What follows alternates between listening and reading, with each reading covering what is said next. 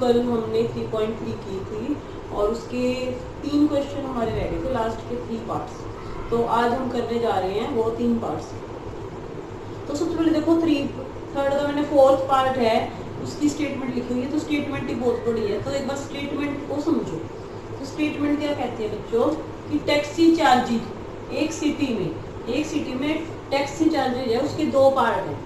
2 part हैं, एक क्या है फिक्स्ड चार्ज है जो देना ही पड़ेगा, और दूसरे चार्ज क्या है डिस्टेंस कवर्ड के ऊपर है, और जितना आप डिस्टेंस ट्रेवल करोगे उसके अकॉर्डिंग चार्ज देना पड़ेगा। तो 2 चार्ज देने पड़ेंगे, एक तो फिक्स्ड चार्ज और एक चार्जेस पर किलोमीटर देना। फिर कहता है कि वो 10 किलोमीटर गया, जब वो 10 किलोमीटर गया उसको 105 रुपये देने पड़े, 105 रुपीज देने पड़े। और जब वो 15 किलोमीटर गया तो उसको 155 रुपीज देने पड़े। तो हमको 2 चीजें निकालनी है कि फिक्स्ड चार्ज कितना देना है, फिक्स्ड चार्ज कितना है, और चार्ज पर किलोमीटर कितना है। और फिर उसने एक क्वेश्चन और पूछ लिया कि 25 किलोमीटर के लिए उसको कितने पैसे देने होंगे, यानी कि 3 आंसर निकालने हैं हमको। एक तो हमको निकालना है फिक्स्ड चार्ज, और एक हमको क्या निकालना है चार्जेज पर किलोमीटर, और एक ये निकालना है कि 25 किलोमीटर के लिए कितने चार्ज लगेंगे। तो आई होप क्वेश्चन समझ आ गया होगा आपको कि 2 टाइप के चार्ज है, एक फिक्स्ड चार्ज है, एक चार्ज पर किलोमीटर है। तो हमें 2 इक्वेशन बनानी है। तो जो चीज़ हमें निकालनी है, यानी कि जो चीज़ हमको आंसर में निकालनी होती है वही लेट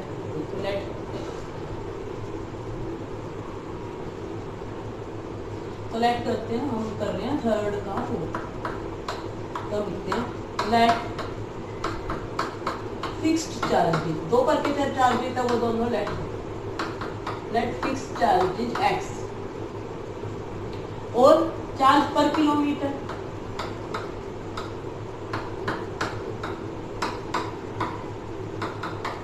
वो हमने मान लिया y। तो चार्ज पर किलोमीटर हमने मान लिया y, जब x तो देना ही देना है, और जितने किलोमीटर जाएगा तो उसका पर किलोमीटर चार्ज कितना है y में। अब हम अपनी फर्स्ट इक्वेशन बनाते हैं। फर्स्ट इक्वेशन बनाने से पहले हम लिखेंगे अकॉर्डिंग टू क्वेश्चन। अब वो कहता है कि 10 किलोमीटर जाता है वो, तो उसको 105 रुपये देने पड़ते हैं। तो वो 10 किलोमीटर जाता है तो 105 रुपये देने पड़ते। तो 10 किलोमीटर जाना है उसको, तो 2 चार्ज देने पड़ेंगे, एक तो x तो फिक्स है, और फिर वो 10 किलोमीटर जा रहा है तो 1 किलोमीटर का है y, तो 10 किलोमीटर जा रहा है तो 10 किलोमीटर का होगा बच्चों 10y, और ये दोनों चार्ज मिलके बन गए 105 rupees. This is our equation number first. ऐसे दूसरी तो आप क्लास में होते तो मेरे को कभी बता देते कि 15 किलोमीटर जाना है तो उसको 155 रुपये देने पड़ेंगे, तो आप बता देते मैडम x तो देना ही पड़ेगा, और फिर 15 किलोमीटर है तो 1 किलोमीटर का y, तो 15 किलोमीटर का 15y, और टोटल कितने हो गए 155। तो हमारे पास ये 2 इक्वेशन आ गए। तो मिटा देते हैं स्टेटमेंट।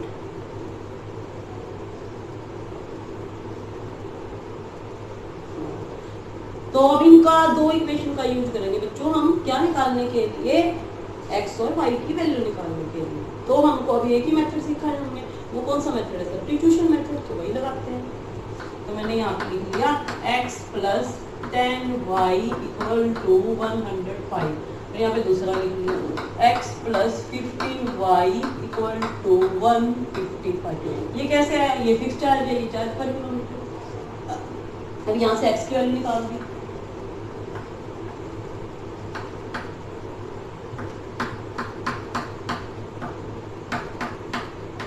फर्स्ट इक्वेशन से मैंने x की वैल्यू निकाली, फिर वही लिखते हैं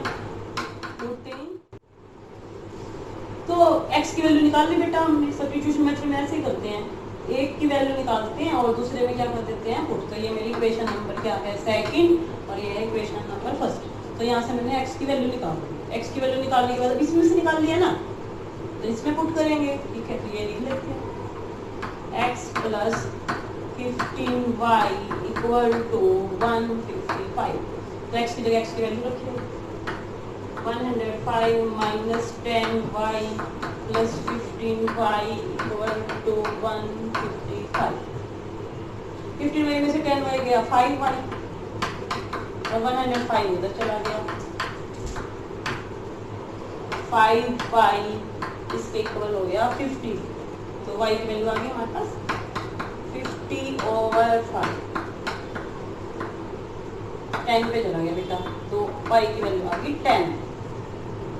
तो y की वैल्यू आ गई बच्चों हमारे पास 10। अब y की वैल्यू 10 निकालने के बाद और अब हमें x की वैल्यू निकालनी है, तो निकालते हैं। तो x की वैल्यू है हमारे पास 105 माइनस 10y। तो y की वैल्यू निकाल रखी है मैंने 10, ठीक है। तो लिख रखते हैं हमारे y की वैल्यू।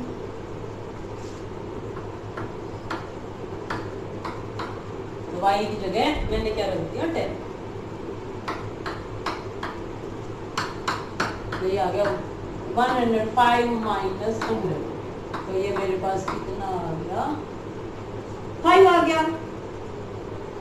तो आ गया होगा समझ में हमारे को आपको कि फिक्स चार्ज कितना आ गया 5 और चार्ज पर किलोमीटर कितना आ गया हमारे पास 10, ठीक है। अब उसने हमसे एक क्वेश्चन और पूछा था, उसने पूछा था कि 25 किलोमीटर का कितना चार्ज होगा। तो हम 25 किलोमीटर के लिए निकालते हैं। 25 किलोमीटर के लिए कितना होगा, तो लिख देंगे चार्जेज फॉर 25 किलोमीटर। तो चार्जेज फॉर 25 किलोमीटर के लिए क्या करेंगे, चार्जेस फॉर 25 किलोमीटर के लिए फिक्स चार्ज तो लगेगा ही x, और पर किलोमीटर 1 किलोमीटर का y है, तो 25 किलोमीटर का होगा 25y। अब इसमें पुट करते हैं, तो x की वैल्यू होगी 5 और 25 और y की वैल्यू निकाली है मैंने 10। तो ये मेरे पास आ गया 5 250। तो आंसर आ गया मेरे पास 255।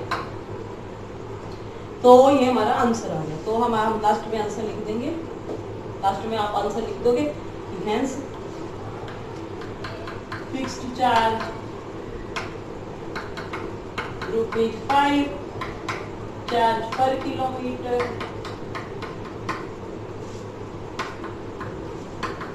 ₹10। मैंने निकाल दिया। आप दोबारा से एक बार इसको क्वेश्चन को देखते हैं। फिक्स चार्ज हमने x ले लिया, पर किलोमीटर चार्ज y मान लिया, तो 10 किलोमीटर के लिए कितने लग रहे थे 105। तो पहले इक्वेशन बन गई x + 10y = 105। 15 किलोमीटर के लिए कितने बना रहे थे 155। दोनों को सब्स्टिट्यूशन मेथड से सॉल्व कर दिया, तो y की वैल्यू 10 आ गई, y की वैल्यू पुट कर दी तो x की वैल्यू आ गई। अब वो पूछ रहा है कि 25 किलोमीटर के लिए कितना चार्ज लगेगा। और 25 किलोमीटर के लिए x तो लगना ही था, और 25 किलोमीटर के लिए 25y। तो दोनों की वैल्यू पुट कर दी, x की वैल्यू 5, y की वैल्यू 10। तो हमारा 25 किलोमीटर के लिए चार्ज आ गया 255।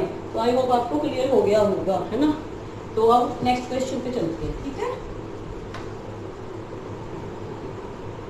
Yes my dear students, next question है थर्ड का 5th पार्ट। स्टेटमेंट बहुत लंबी लंबी बेटा इन क्वेश्चंस की, तो ध्यान से देखेंगे। ये कहता है एक फ्रैक्शन है और वो कहता है वो 9/11 हो जाता है यदि उसके न्यूमरेटर में भी और डिनोमिनेटर में भी क्या ऐड करें 2 ऐड करें, और यदि उसके न्यूमरेटर और डिनोमिनेटर में 3 ऐड करते हैं 3 ऐड करते हैं तो ये 5/6 बन जाता है।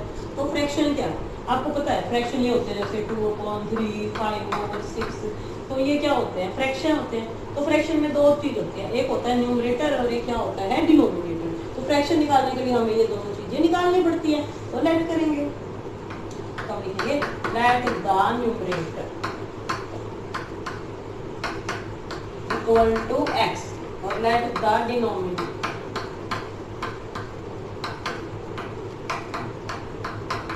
y। तो फ्रैक्शन बन गया हमारा, न्यूमरेटर ऊपर लिखा जाता है डिनोमिनेटर नीचे, तो फ्रैक्शन बन गया x/y। अब अकॉर्डिंग टू क्वेश्चन करते हैं बच्चों, ठीक है। तो ऊपर वाला मिटा, तो मेरा फ्रैक्शन है x/1 और ये क्या बन जाता है 9/11। 9/11 कब बनेगा, जब इस न्यूमरेटर में भी 2 ऐड कर देंगे और डिनोमिनेटर में भी 2 ऐड कर देंगे। तो न्यूमरेटर में भी 2 ऐड कर दो और डिनोमिनेटर में भी 2 ऐड कर दो, तो ये क्या बन जाएगा 9/11। कर दिया हमने जैसे उसने बोला, ठीक है।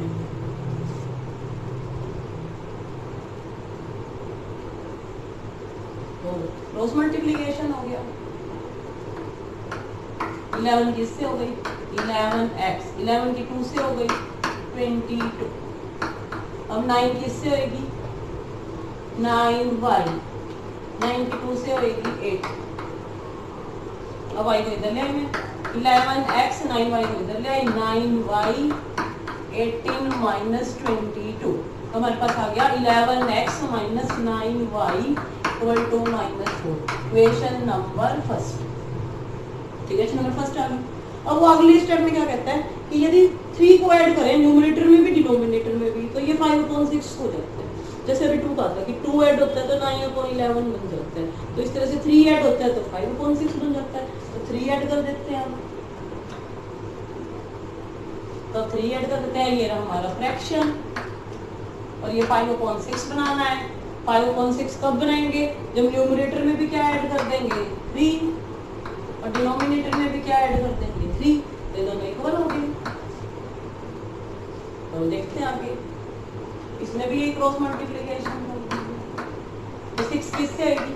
6x 6 की 3 से आएगी 18, यानी कि 6 किस से भी हुई 6 किस से भी। अब ऐसे 5 किस से भी आएगी 5 किस से भी आएगी। ठीक है, ये आ जाएगा 5y + 2, ये आ जाएगा 6x - 5y और 18 को इधर ले आए, ये आ गया 6x - 5y equal to -3। This is equation number 7।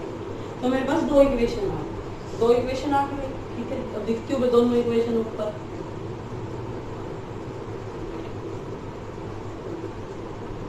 तो एक इक्वेशन है मेरी 11x - 9y इक्वल टू -4 आई है और दूसरी इक्वेशन आई है 6x - 5y equal to 15 equal to -3। अब यही करेंगे, क्या करते हैं, जो एक में से वैल्यू निकाल लेंगे दूसरे में पुट करते हैं। तो मैंने दोनों ऐसे नहीं,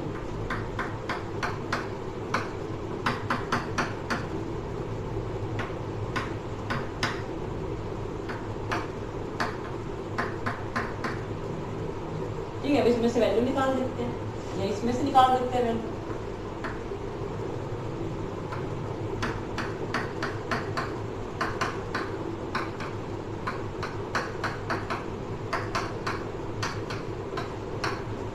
इसमें रख देते हैं 11 के साथ x, 11 की वैल्यू यहाँ पे रख देंगे, x की वैल्यू 11 तो था ही x।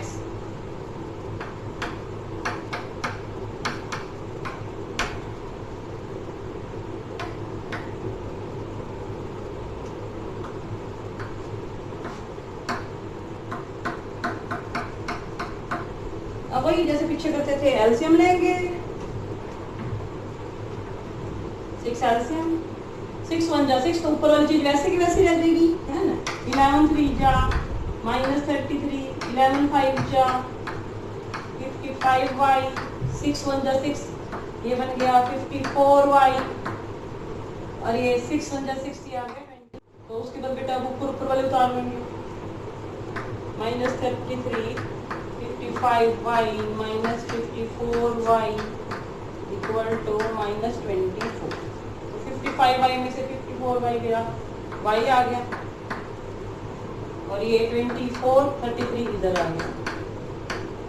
तो y की वैल्यू मेरे पास आ गई 9। तो y की वैल्यू 9 आ गई बच्चों। तो ये या तो आ गया मेरे पास डिनोमिनेटर, तो डिनोमिनेटर आ गया। अब x की वैल्यू में पुट करते हैं, तो x है हमारा -3 + 5y अपॉन 6। तो इसमें y की वैल्यू पुट करो। बहुत लंबे लंबे क्वेश्चन हैं, ध्यान से देखने पड़ेंगे। अब 5y की जगह 9 रखा,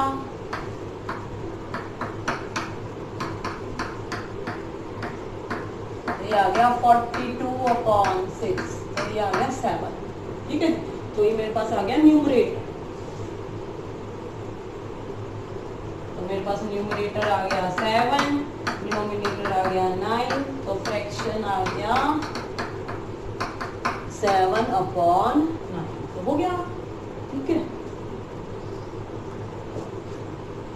यहाँ तक दिख रहा था।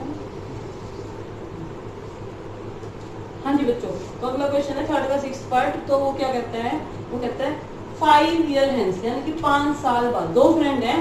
तो एक का नाम है जैकब, फ्रेंड नहीं है बल्कि यानी कि फादर और सन है। तो जैकब फादर है और उसका एक सन है। तो कहता है 5 साल पहले, 5 इयर्स पहले जो जैकब था वो अपने सन का 3 टाइम्स था, उसको अपने सन की एज का वो 3 टाइम्स था, 5 साल बाद, सॉरी 5 साल बाद जैकब अपने सन की एज का 3 टाइम्स है होगा। और 5 साल पहले जैकब अपने सन की एज का 7 टाइम्स था। तो कहते हैं एज निकालो और बस लिखो तो इतना चक्कर आ जाएगा, कभी 3 टाइम्स हो जाता है, कभी 7 टाइम्स हो जाता है। लेकिन मैथ में बड़ा आसान है, हम फटाफट निकाल देंगे। तो लिखेंगे let present age of Jacob x years, present age of son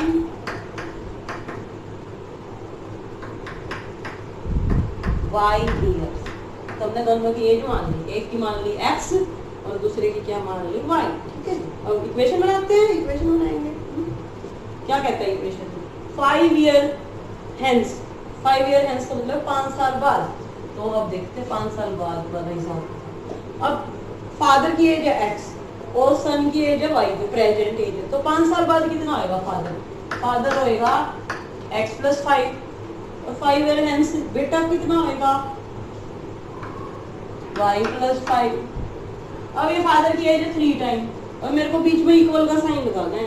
तो अब ये 3 टाइम है, तो इक्वल करने के लिए उसको 3 से मल्टीप्लाई करना पड़ेगा। जैसे मैंने 9 वाला हिसाब लिया था, एक 9 है और ये 3, तो मैंने बीच में इक्वल लगाना है, तो मैं इसको 3 से क्या कर देती हूँ मल्टीप्लाई।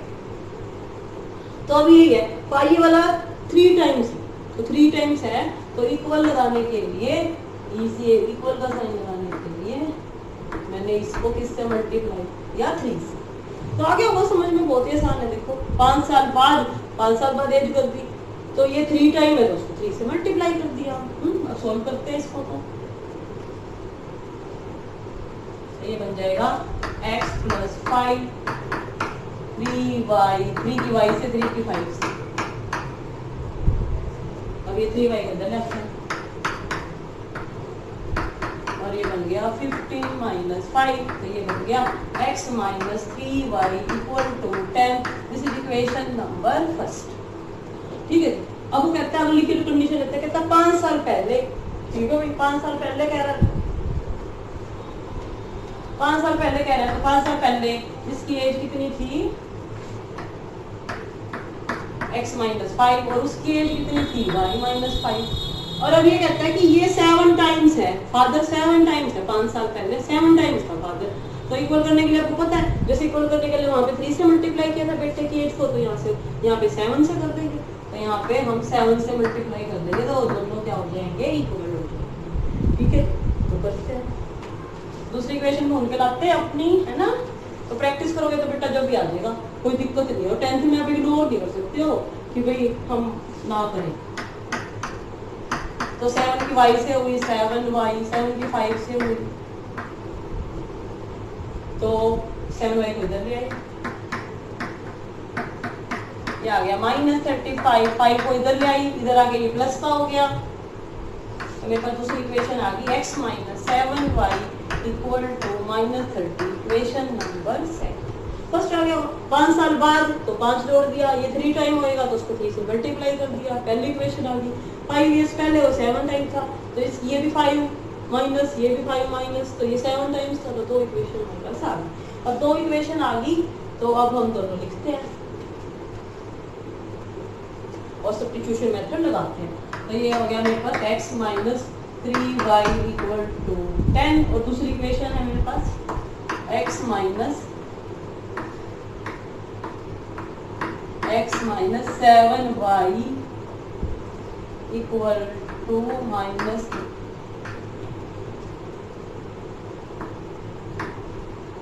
अब सॉल्व करते हैं, सब्स्टिट्यूट मेथड तो आपको आता ही है, एक से वैल्यू निकालो और दूसरे में निकाल लो। इससे निकाल देती हूँ मैं, ये इससे निकाल देती हूँ, x = 3y उधर चला गया, ये इक्वेशन फर्स्ट और ये इक्वेशन सेकंड। फिर वही लिखेंगे, putting x in equation second रख देंगे। तो x की वैल्यू ये, तो x को हटा के x की जगह x की वैल्यू रख दो 10 - 3y। इस x को हटा दिया, इस x की जगह ये रख दिया 10 + 3y। x को हटा के x की वैल्यू रख दी और फिर 7y पहले था मेरे पास, इक्वल टू -30। 3y और 7y इनको सॉल्व किया तो ये आ गया -4 और 10 को उधर लेके तो ये आ गया मेरे पास -4y इक्वल टू -40। माइनस से माइनस कैंसिल तो y की वैल्यू आ गई 14/4।